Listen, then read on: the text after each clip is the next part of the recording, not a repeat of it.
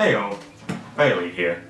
Video gaming is an industry now with hundreds of billions of dollars worldwide. The business of gaming has evolved since its early conception in the 1950s, however, and now every modification and component added to a game by its designer must be audited to make sure it's the best it can be.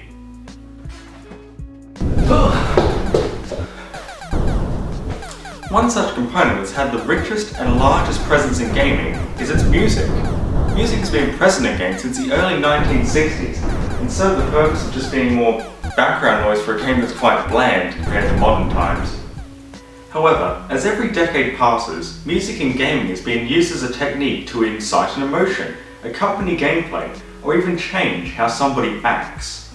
Large companies like Microsoft, Rockstar, and Naughty Dog understand the effects of music in their games and use it to their fullest potential.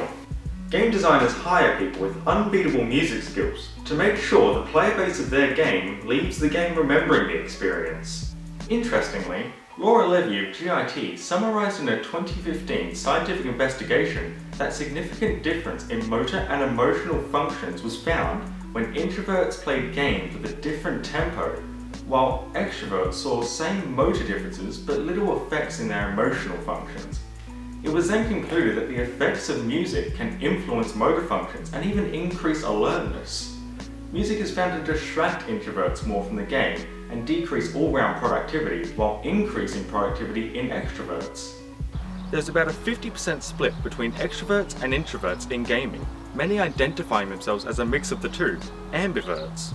Game designers know this information and have to find a balance in tempo, rhythm, instruments, and composition to make certain that majority of their audience is influenced by the music and its further effects on the game's theme. It is clear when this is magnificently executed in critically acclaimed games such as Celeste, Red Dead Redemption 2, the Halo franchise, and the Call of Duty franchise. Feels like I'm actually there. But likewise, it's evident when the music does not fit a game's style and atmosphere, like in Sonic Chronicles, Final Fantasy XIII's Crazy Chocobo, or King's Quest V, where the music was criticized for not inciting any motivation and not fitting the game's theme. Like, listen to this. What is it? What does it remind you of? There is evidence for and against the idea that music alone in gaming can influence the body and choices made outside of the game, to the point where it's ambiguous if there's actually a definitive answer. So, to try and strike a metaphorical nail in the coffin, I created a survey detailing the effects of music on 15 different gamers. Though the sample population may have been small, big things come in small packages, and astounding results were found. When asked about the psychological or physiological response on having music in their games, 11 out of the 15 said they noticed a difference, most being psychological changes like a calming effect or introducing determination into their gameplay. However, a few cases explain some intriguing effects they encountered with music in their games. One participant was motivated to take up exercising after playing through the game Halo, saying the soundtrack was the only reason for their determination and excitement.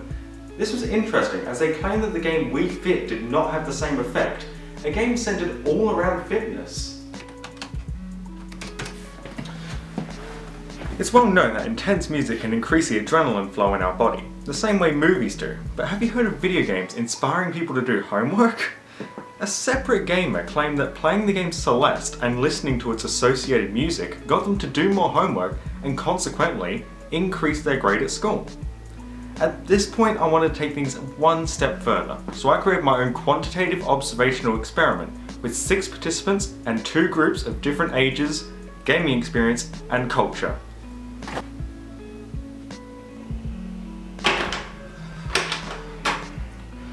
The experiment's complete.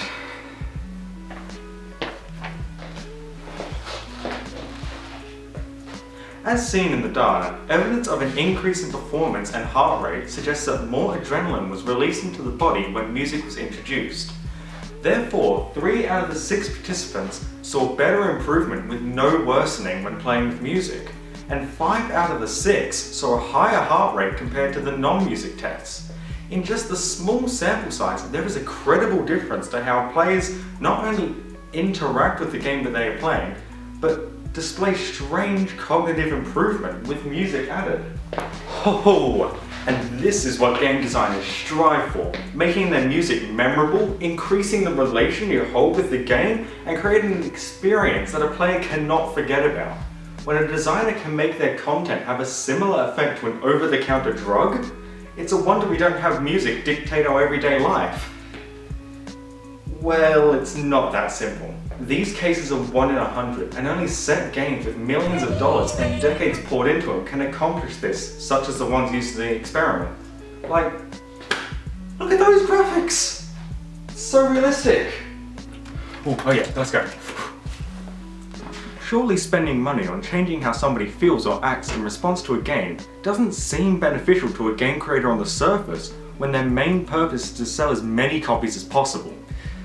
Well, it's quite the opposite. In an interview with game player and musician Jesse Lamb, recalling the soundtrack for games like FTL, Age of Empires and Terraria brought back memories for him. However, this isn't indicative of the wider picture, as from person to person some soundtracks don't become memories, and others will only give specific emotions. It's obvious that you can't just slap music on a game and call it influential. Sonic Chronicles. Mr. Lamb then explained his experience of the climax in the game Call of Duty Modern Warfare 2. At first, the soundtrack gave me an atmosphere of despair as the character sat there with a knife inside of him, but then the crescendo built determination in me. Once he threw the knife at General Shepard and the music changed, I felt a sense of pride in myself for beating the odds. Lamb was sent through many different emotions that actually oppose each other, despair to determination. It's just from the music played over the climax. It's widely accepted that the music theory conventions are pivotal in provoking the emotion when experiencing any form of media, film, theatre, or gaming. Backing up most of Lamb's statements, D. Lawrence's investigation into the matter explains the same musical conventions and their respective effect on a player, his outcome almost mirroring that of Mr. Lamb's interview. Gaming can evidently induce and change certain feelings similar to film, and the constant hit of adrenaline is a trope that's seen when somebody experiences a climax, like in a scary movie. MD David Hanscom summarised that when people are exposed to this hit of adrenaline, it's not necessarily a bad thing. However, constant exposure can lead to addiction to whatever caused the hit of adrenaline, and even worse, full deprivation of those chemicals, which can inflict anxiety, depression, or psychosis on a person. It truly is no wonder that the video gaming industry is now worth hundreds of billions of dollars worldwide. The time and effort that designers and composers put into their games' music is justified when you look at its impact. Music in games has been found not only to spur most of the emotions you experience while playing, but turn those emotions and relations into long-term memories that we then associate with the game, like somebody's wedding song. Furthermore, the survey and experiment including real, yes, real people were fantastic assets to prove firsthand that gaming can change you both mentally and physically, as well as proving evidence from across the globe. Gaming is deeper than you think, and music is just scratching the surface. Don't shy away from it, don't shy away, don't shy away from it, don't shy away from it, don't shy away from it. Gaming, that is.